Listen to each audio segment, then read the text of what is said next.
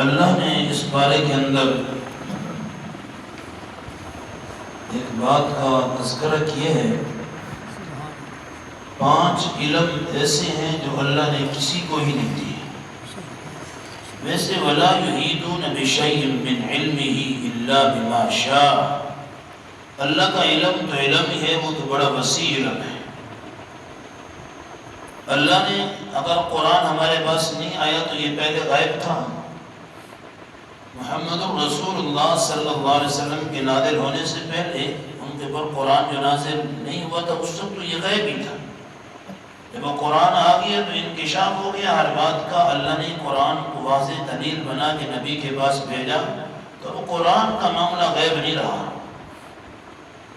جس بات کی اللہ نے دلیل دے دی ہے وہ قرآن کے اندر ہو، محمد رسول اللہ صلی اللہ تعالی علیہ وسلم کے فرامین سے ملتی ہو، وہ غیب نہیں ہوتی۔ اللہ نے یہاں پہلا بتایا کہ ان اللہ عنده علم الساعہ، اللہ کو صرف قیامت کے علم کا پتہ ہے کہ قیامت کب آئے گی۔ نشانیاں، علامتیں وہ احادیث میں ملتی ہیں۔ نبی علیہ السلام نے کئی حدیثیں بیان فرمائی، قرآن مقدس سے بھی کئی ایسے جھلکیاں قیامت کی ملتی ہیں کہ فلاں فلاں معاملہ ہوگا تو قیامت قریب ہے۔ نبی علیہ السلام نے فرمایا جس طرح میری یہ 2 انگلیاں قریب ہیں، میرے اور قیامت میں اتنا فرق ہے، اتنے میرے قیامت قریب ہے۔ لیکن قیامت کا پتہ نہیں ہے کہ وہ کس دن واقع ہوگی، کس دن برپا ہوگی، یہ صرف میرے اللہ کے پاس علم ہے۔ وَيُنَزِّلُ الْغَيْثَ، اور یہ کسی کو خبر نہیں ہے کہ بارش کب ہوگی۔ اب ذہن کے اندر اشکال تو آتا ہے کہ یہ سائنسدان یہ فلاں مختلف موسمی حالات والی یہ خبریں دیتے ہیں، کل ادھر بارش ہوگی، کل ادھر بارش ہوگی۔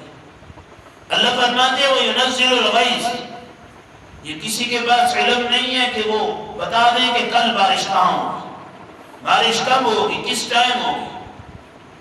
اٹکل بچوں تکے بازی لگانا تو ہر بندہ لگا لیتا ہے۔ امام ابن علامہ عاشور رحمہ اللہ التحریر و تنویر علماء سعودی عرب، انہوں نے اس بات کا فتویٰ نقل کیا ہے اسی بات کا۔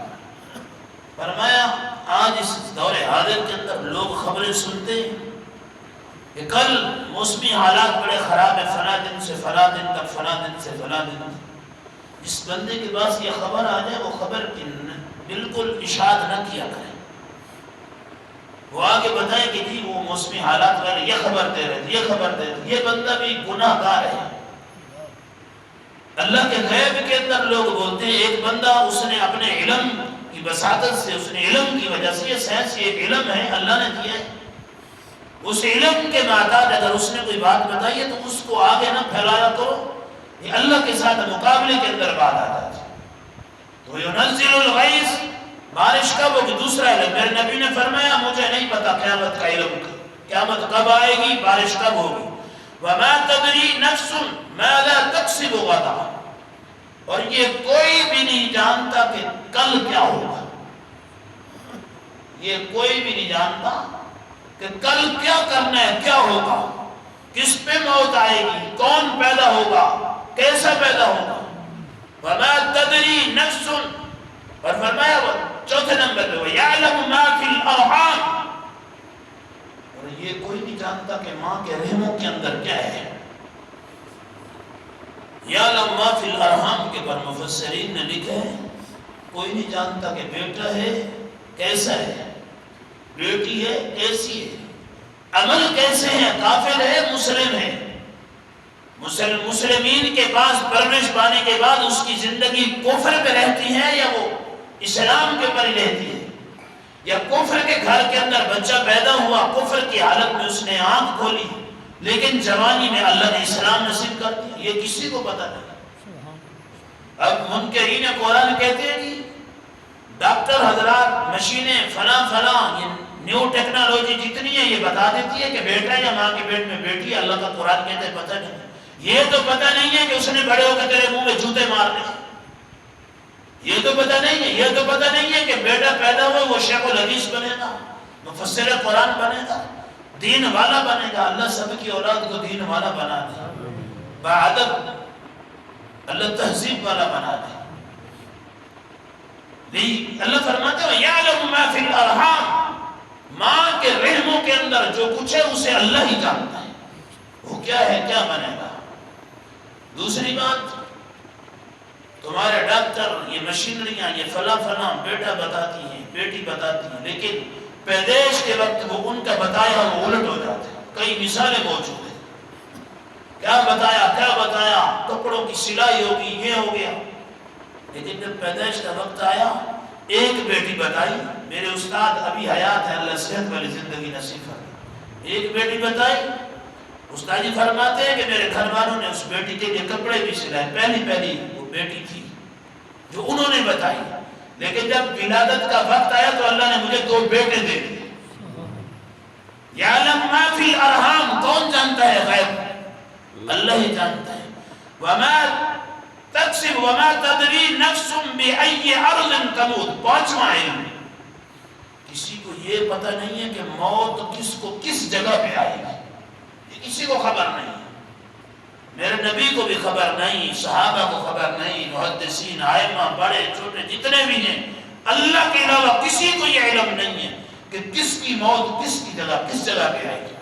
اینما تکونوا یدرککم الموت وَلَوْ كُنْتُمْ فِي بُرُوجٍ مُشَيَّدَةٍ، کیونکہ موت نے چھوڑنا نہیں ہے، تو مضبوط قلعوں کے اندر مضبوط محلوں کے اندر بھی چھپ جا، موت تجھے آ کے رہے گی۔ یہ پتہ نہیں ہے کہ موت کس کو کس جگہ آئے گی۔ یہ 5 علم اللہ نے قرآن میں بیان کیے، یہ کسی کے پاس نہیں ہے، یہ صرف میرے اللہ کے پاس ہے۔ کل والے سبق میں بھی آپ نے پڑھا تھا قُلْ لَا يَعْلَمُ مَنْ فِي السَّمَاوَاتِ وَالْأَرْضِ الْغَيْبَ إِلَّا اللَّهُ، میرا نبی ان کو بتلا دیجئے، انہیں کہہ دیجئے کہ زمین و آسمان کے جتنے غیب کے خزانے اور جاننے والا صرف ایک اللہ ہے۔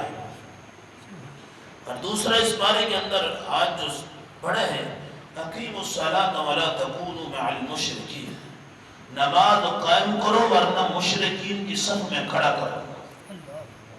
بے نمازی کیا فتویٰ قرآن نے دیا؟ بے نمازی بھی مشرک، بے نمازی بیٹا ہے والد نمازی ہے موحد ہے، بیٹا بے نمازی ہے گھر میں مشرک کو سلا رکھا ہے، بیوی بے نمازی ہے مشرک بیوی ہے تیری، اولاد ہے یا اولاد نمازی ہے والدین بے نمازی ہے، اولاد نمازی ہے ماں اولاد کی نمازی ہے، باپ نمازی نہیں ہے مشرک ہے۔ فرمایا نماز قائم کرو وَأَمُرْ أَهْلَكَ بِالصَّلَاةِ، اپنے اہل خانوں کو بھی نماز کا حکم دو۔ 6 سال 7 سال کا بچہ ہو تو ڈانٹ کے نماز پڑھاؤ، جب 10 سال کا ہو جائے 10 سنۃ 10 سال کا ہو جائے تو میرے نبی نے فرمایا ڈنڈے مار کے نماز پڑھاؤ۔ آج باپ تو کیا ڈنڈے مارے گا، الٹا باپ کے گلے پڑ جائے، اللہ بے ادبی سے محفوظ فرمائے۔ یہ بھی ایک فتنے کا دور ہے، اللہ محفوظ فرمائے۔ اللہ رمضان المبارک کی برکات سے اللہ تمام کو موحدین بنائے اور تمام کو نمازی بنائے۔ الحمدللہ رمضان المبارک کے 2 عشرے اختتام کو پہنچ چکی ہیں، افسوس بھی ہے اور نصیب کے پر خوشی بھی ہے کہ اللہ نے نصیب فرمائے، اور اللہ اسی طرح ہر موحد کو اس مہمانی کرنے کی بھی توفیق نصیب فرمائے۔ رمضان المبارک کی برکات تمام موحدین کو لوٹنا نصیب فرمائے اللہ۔ آخر عشرہ معتکفین حضرات ماشاءاللہ ہمارے ہاں جو بیٹھے ہیں اعتکاف والے، اللہ ان کا آنا بیٹھنا عبادت کرنا رمضان کی قدر کرنے کی توفیق نصیب فرمائے۔ جو بندے آ کے بیٹھ گئے ہیں وہ بھی، اور جو نہیں بیٹھے یعنی ایک متعین وقت انہوں نے 10 دن کے لیے مقرر نہیں کیا تو وہ بھی اس عشرے کو غنیمت سمجھے۔ پہلے 20 دنوں کے اندر اگر ہم نے کچھ نہیں کیا تو اس عشرے کے اندر رو رو کے اللہ کو منا لو، گڑ گڑا کے اللہ کو منا لو، تضرعا و خیفہ تضرعا و خفیہ، رو رو کر دلی طور پہ اللہ کے سامنے سجدے میں سجدہ ریز ہو کر اللہ سے معافی مانگ لو۔ روزہ داروں کی خدمت کرو، افطار و سحر کا بھی اسی عشرے کے اندر اہتمام کرو، فطرانے بھی اسی عشرے کے اندر۔ نبی علیہ السلام کے صحابہ فرماتے ہیں نبی علیہ السلام آخری عشرے کے اندر فطرانہ دیا کرتے تھے، صحابہ کا بھی یہی عمل تھا، اسی عشرے کے اندر غرباء یتامى مساکین فقراء کے پر اللہ رب العزت کے پیغمبر اور صحابہ فطرانہ دیا کرتے تھے۔ یہ سارے کے سارے عمل سامنے رکھ کے اس عشرے کی بہت ہی قدر اور خیال کرنا ہے۔ تحروا فی لیلۃ القدر، نبی علیہ الصلوۃ والسلام نے فرمایا، بخاری شریف کے حدیث، تحروا، کوریدتے تھے، تحروا، کسی چیز آپ کے ہاتھ میں کوئی چیز ہو نا، زمین کے اندر مٹی میں کوئی چیز مل جائے تو اسے گم ہو جائے تو تلاش کرنے کے لیے کیا کرو گے؟ مٹی کو کوریدو گے نا، مٹی کو ادھر ادھر کرو گے نا، تو فرمایا اسی وقت کے اندر کوریدو، تحروا، تلاش کرو لیلۃ القدر کی رات کو، تحروا فی لیلۃ القدر، کیوں؟ نزل الملائکۃ جبریل فی قبقبۃ من السماء، بخاری، اللہ کے نبی علیہ السلام نے فرمایا جبرائیل ان پاک راتوں میں قبقبۃ من الملائکہ، فرشتوں کی جماعت کے ساتھ آسمان سے اتر کے آتا ہے اور لوگوں کو دیکھتا ہے جو عبادت کر رہے ہوتے ہیں، کوئی سجدے میں رو رہا ہوتا ہے، کوئی قیام میں قرآن کی تلاوت کر رہا ہوتا ہے، کوئی دعا کر رہا ہوتا ہے، کوئی کیا کر رہا ہے، فرشتے بھی آ کے ساتھ مل جاتے ہیں اور مغفرت کی اس بندے کے لیے دعا کرتے ہیں۔ تو اس دعا کے لیے فرشتے آ کے ہم جیسے گناہ گاروں کے لیے دعا کریں، ہم اس بات کو تلاش کریں۔ یہ نہیں ہے کہ اتنا اس عشرے کے اندر خاص اہتمام کرو، افطار و سحر بہت ہی کم کرو، جتنے بھوکا پیاسا انسان رہتا ہے اتنی اس سے اچھی عبادت ہوتی ہے، کم کھایا کرو، سحری کے اندر بھی افطاری کے اندر بھی کم ہی کھایا کرو، 10 دن کے اندر کچھ نہیں ہوتا، انشاءاللہ ساری بیماریاں اللہ ختم کر دے۔ ہمت کرو، اللہ کے نبی علیہ السلام کی بیوی ہماری ماں سیدہ ام سلمہ رضی اللہ عنہ فرماتی ہیں، نبی علیہ السلام اپنی کمر میں کپڑا باندھ لیتے تھے، کس کے کپڑا باندھ لیتے تھے، ساری رات عبادت کرتے، ساری رات قرآن، پورا عشرہ نہ ہمیں سونے دیتے تھے نہ خود سوتے تھے۔ تو اپنے نبی کی اس عمل کے اوپر ہمیں بھی عمل کرنا چاہیے۔ اہل الحدیث ہم ضرور ہیں، اہل حدیث کہلوانا تو آسان ہے، بن کے دکھاؤ، انشاءاللہ اللہ توفیق نصیب فرمائے گا۔ معتکفین حضرات جتنے بھی ہیں انشاءاللہ جو وطر جو ہیں انشاءاللہ وہ 2 بجے انشاءاللہ پڑھیں گے، جس طرح روٹین کے مطابق رمضان المبارک سابقہ میں پڑھے جاتے تھے، اب وطر قاری صاحب پڑھاتے ہیں۔ آخر دعوانا الحمدللہ۔